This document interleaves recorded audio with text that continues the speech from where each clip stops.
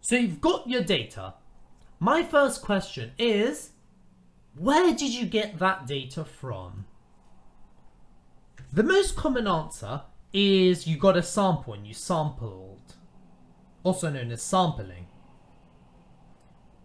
This is where you collect data from a significant number of people. Okay? There's a little bit more to it than that, but if you forget, this is all you need to know.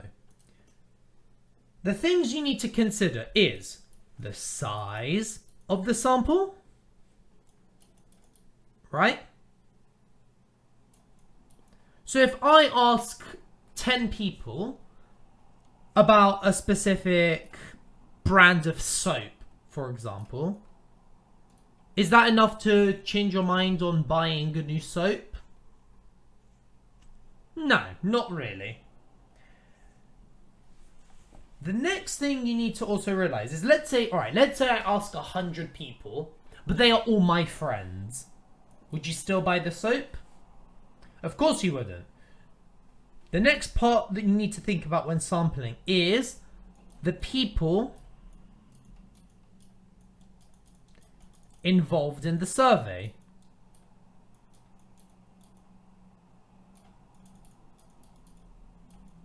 Okay? So that you can avoid biases. Because one thing that is very common is that companies will hold data or run experiments literally hoping to find the data that they want you to believe.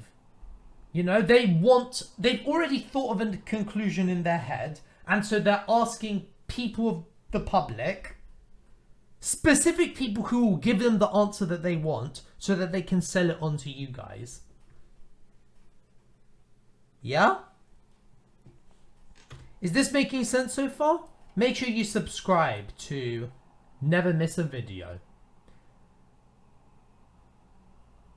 So we've spoken about a sample, right? And how it can be very misleading.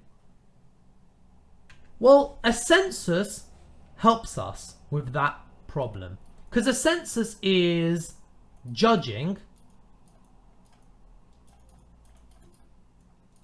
the entire population. Okay? So that way it has no bias, correct? Because you're judging the entire globe.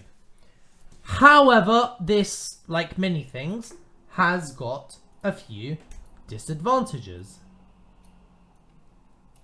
Okay?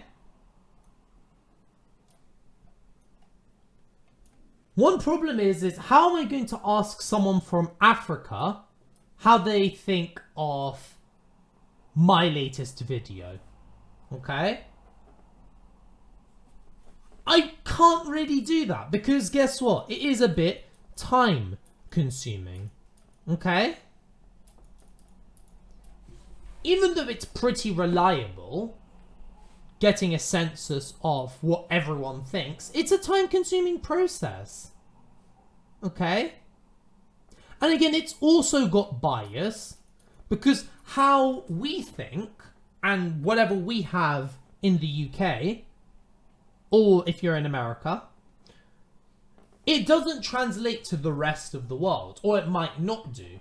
So that's why certain numbers or qualitative data will be completely different. But it doesn't mean that it will give you the wrong solution, because guess what?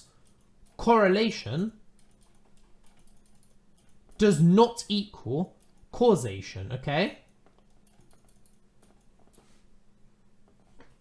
Is this making sense so far? If not, join my Discord server and ask me whatever questions you want about this topic. Okay, so let's say we have our data, right? Who collected the data? Well,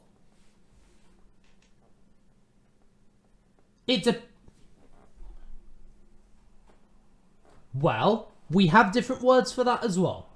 Primary data is data that you collected yourself. Okay? This is very reliable for you, as you can see for yourself what the consensus is amongst a sample. Okay? Additionally, it is the most respected as well. Asterisk. I'm going to put an asterisk there because we all know one of the problems is, of course, bias. And that is my asterisk. Because here's the thing.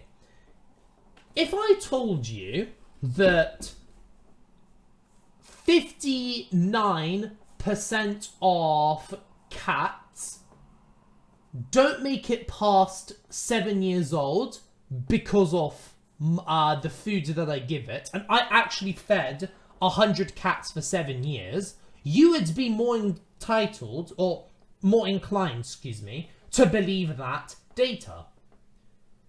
The problem is it's a bit hard, because how do you know that I didn't feed the cats poison? How do you know that I gave it Purina 1 for 7 years? You know?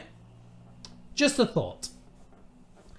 Secondary data is simply data that you've gained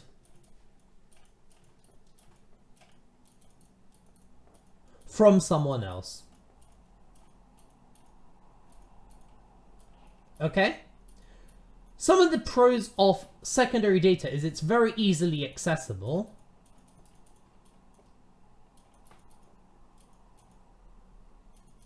Of course it is. You don't need to, like, how do you think I got the notes for this video?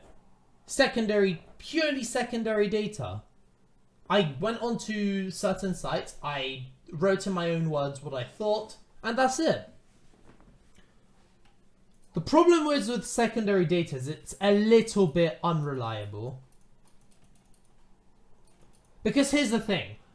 What you are watching here is my interpretation of someone else's work, of someone else's work, of someone else's work. If I discovered all of this, then it would be like, okay, Sammy definitely knows what he's talking about. So, you now know the different ways of collecting data, and you know the pros and cons of each of them. Thank you guys so much for watching. I hope this video made sense.